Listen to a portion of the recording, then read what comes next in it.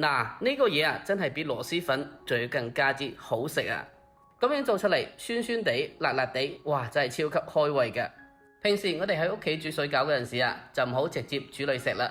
下次不妨試下呢個做法。咁樣做出嚟呢個酸湯水餃啊，同出邊做嘅幾乎係一模一樣，洗嚟真係超級嘅酸辣又開胃。接落嚟就跟住我嘅視頻一齊嚟睇下啦。首先我哋喺做之前啦，先提前準備1到2粒嘅蒜頭啦。我哋先將呢個蒜頭嘅根部去咗佢，然之後再將佢攞刀拍下。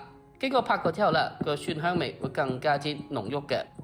最後我哋再將佢改刀切成蒜蓉就 OK 嘅啦。切好晒之後，我哋先將佢先裝起嚟，跟住下一步再準備小蔥啦、少許就可以啦。我哋同樣嘅清洗乾淨之後，將佢切成蔥花。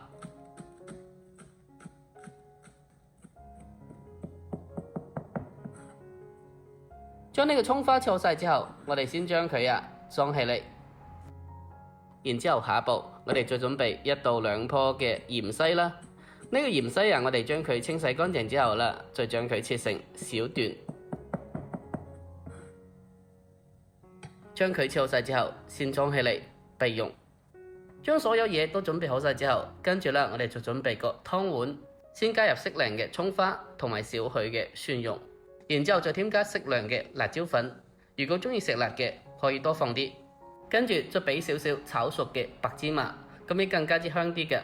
最後再攞滾油將佢淋一淋，將入邊嘅所有嘢激發出佢嘅香味。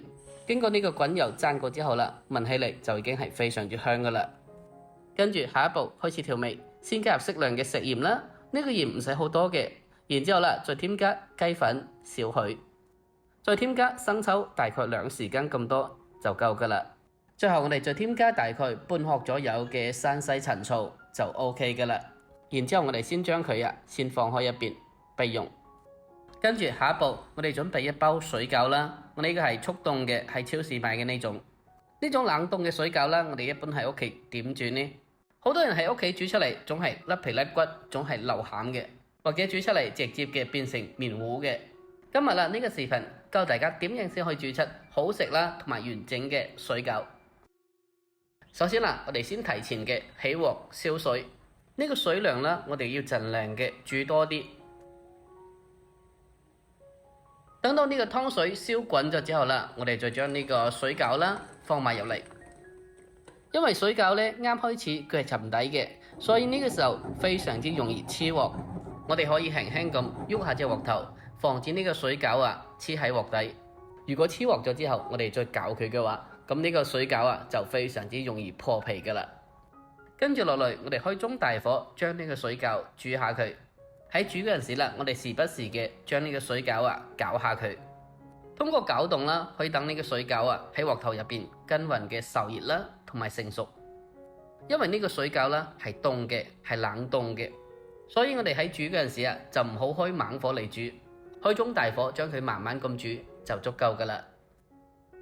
俗語有講3開嘅餃子啦，2開嘅麵。我哋等到呢個湯水重新嘅燒滾咗之後啦，再加入半碗嘅冷水入嚟，經過咁樣嘅一冷一熱啦，呢個餃子會更加之容易熟啲嘅，而且餃子嘅入邊中間啦又唔容易夾生嘅。加咗凍水入嚟之後，我哋再繼續開中大火將呢個水餃煮一陣，將鑊頭入邊嘅湯水啦重新嘅燒滾。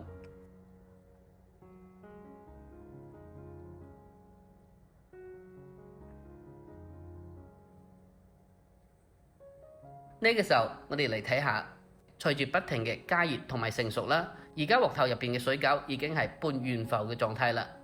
呢個時候呢個水餃基本上係大概7成熟到8成熟左右噶啦。跟住下一步，我哋再重新嘅加入大概半碗嘅冷水入嚟，然後再繼續嘅將佢煮一陣。如果呢個凍水餃我哋一開始直接開大火嚟煮，側邊都熟咗啦，入邊都係凍嘅，咁樣呢個餃子皮煮得耐，咁就非常之容易破皮、甩皮甩骨，所以我哋開中大火嚟煮就可以噶啦。等到呢個水滾咗之後，再重新嘅加凍水入嚟進行降溫，防止佢因為長時間嘅大火嚟煮造成破皮。第2次加凍水之後，再重新嘅燒滾。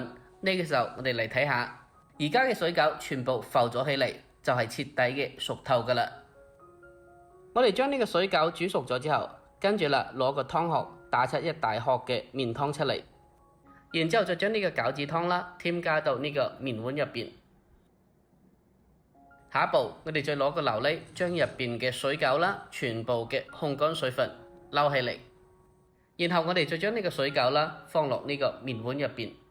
哇，聞起嚟真係超香啊！睇落去就係超級有食慾嘅。最後我哋再俾少少嘅芫茜喺面頭就 OK 嘅啦。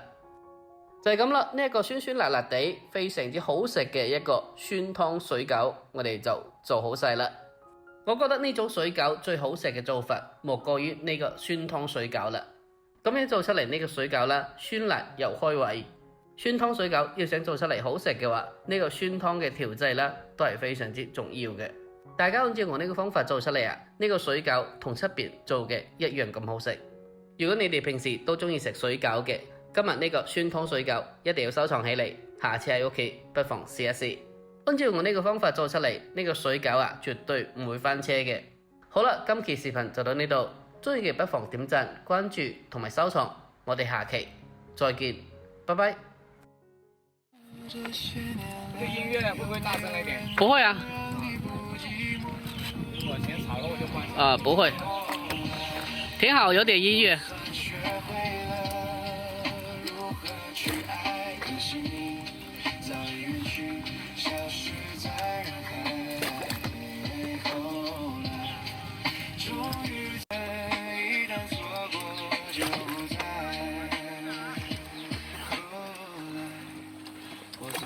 学会了如何。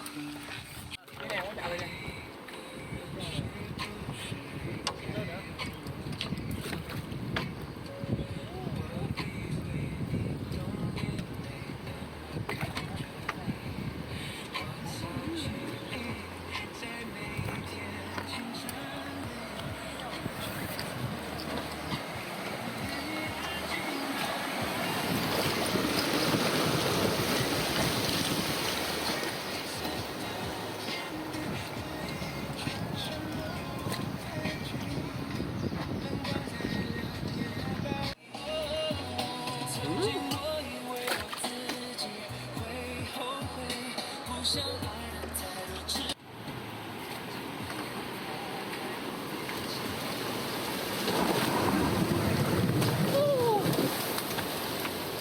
好爽！